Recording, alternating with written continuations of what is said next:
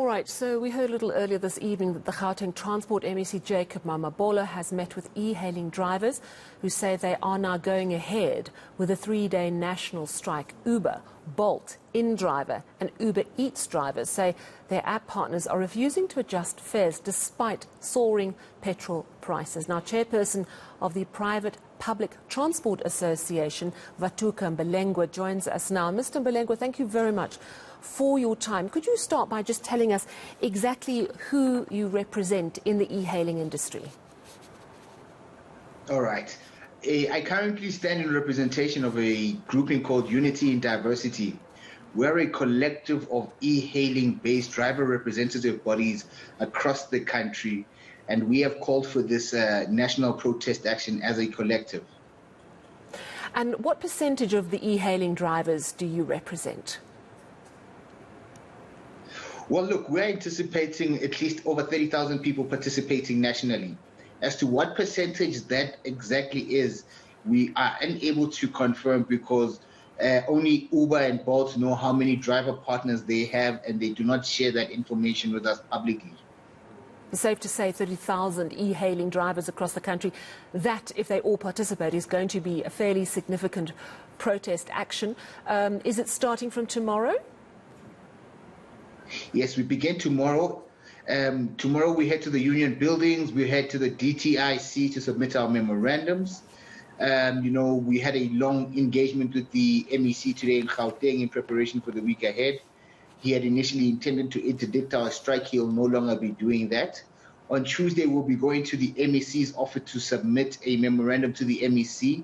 And on Thursday, we're just going on a national shutdown to suspend all e-hailing services. We want to put pressure on government to act upon our memorandum. We also just want to put pressure on e-hailing companies to say, you know what, you can't continue to make money at the cost of our exploitation. All right, so I just want to get a few more details. Am I right that the only day that services are likely to be affected is Thursday when you do the national shutdown? Or should customers expect interruptions in any e-hailing from tomorrow? I would say it's probably best to expect that there will be no e-hailing vehicles available over the next 3 days.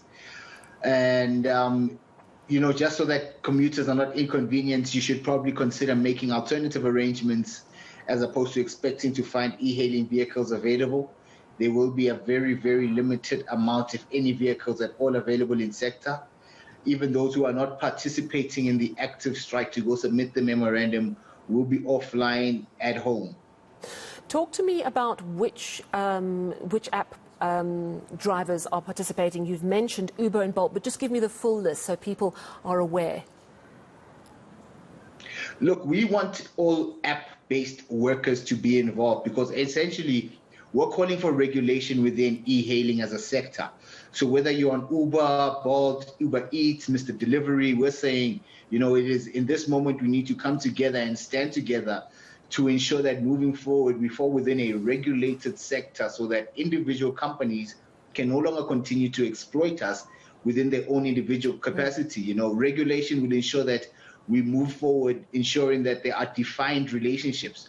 Our biggest problem is that in sector right now, we have undefined relationships, or we've got relationships of convenience. At one moment, Uber refers to itself as a tech provider, and in the next moment, we're not sure whether they're behaving as a transport operator or not.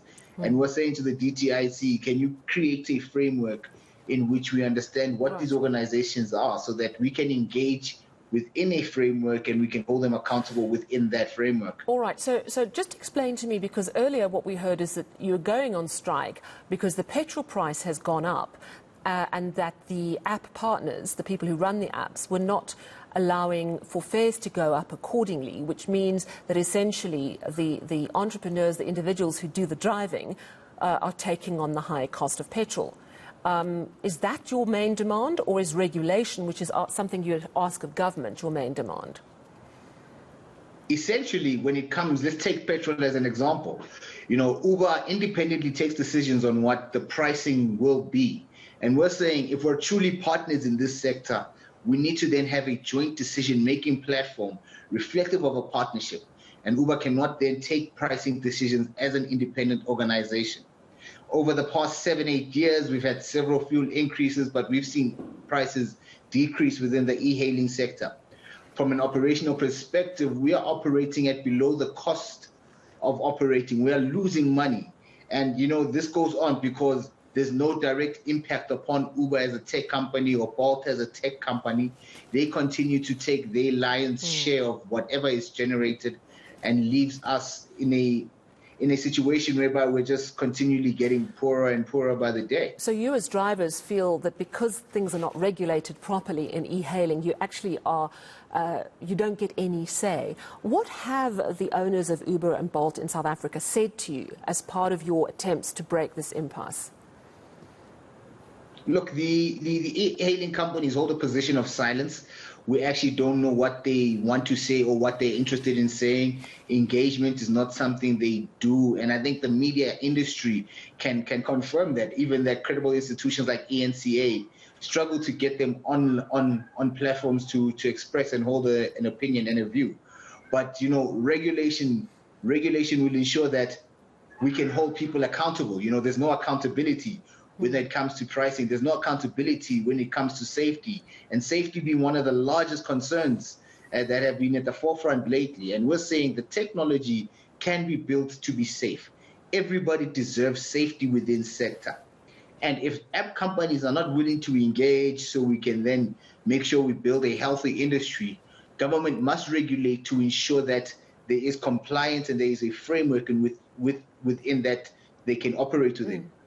You're raising really important topical issues around petrol prices and how the drivers feel that they have to shoulder all those increases that are coming along, but also the issue of safety, and customers are very, very worried about that. On the other hand, we know that the Uber, the e-hailing, the Bolt, it's very much entrepreneurial, that it's an individual with a car who's able to sign on to the app, call their own hours and make as much money as they're able to in the present circumstances. Are you giving us an assurance tonight that individual drivers who might not be in a position to stop working for 3 days will be left to do their jobs and not harassed or intimidated by your association? So let us clarify this. Our first and foremost position is that we are all about safety. And as a result and a consequence of that safety and respect of people, the public and citizens, we have taken a firm position as industry leaders to say we denounce all acts of violence. We also are aware of the fact that there are criminal elements that take advantage of the strikes that happen within sector. But what we have done as a preventative measure is that we have established an e-hailing info line. It's a WhatsApp line. All industry participants can sign up to this line so that, one, we can ensure the right information is being sent out. When we hear of acts of criminality or violence, we can then also make sure we send out that message to alert people that in this particular area, there's this sort of grouping of people or this sort of vehicle that is robbing people. So we can ensure that we alert law enforcement, we alert our marshals that are going to be on the ground. And this is a proactive measure taken by ourselves as industry to ensure that we keep a safe environment for all, because we have an obligation to respect the citizens of South Africa who deserve a safe environment. We'd like to apologize in advance for any inconvenience caused by our disruption, but as citizens of this country, we also reserve the right to express ourselves. We are being exploited, our government is not intervening, and we are taking to the streets to ensure that we are heard. As much as all other participants deserve to be respected to do their work, we must also be respected to express our dissatisfaction with the role of government thus far, with the lack of interventions, with the lack of a regulation into sector.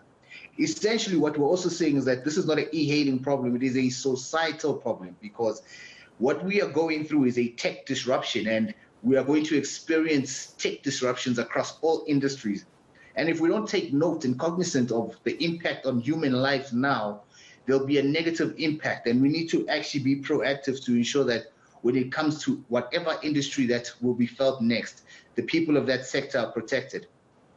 Thank you so much for talking to us this evening. Vatuka Mbalengwa, founder of the Private Public Transport Association. They represent some 30,000 e-hailing members across the country, telling us that they are embarking on industrial action, which will begin tomorrow and will carry on for 3 days. He said, do expect disruptions in e-hailing services from tomorrow. They're calling for government to regulate the sector. As he mentioned there, we're in an era of tech disruption. The government needs to regulate the sector because he says at the moment it's the drivers who carry the cost of the higher fuel price, also raising very crucial issues around safety.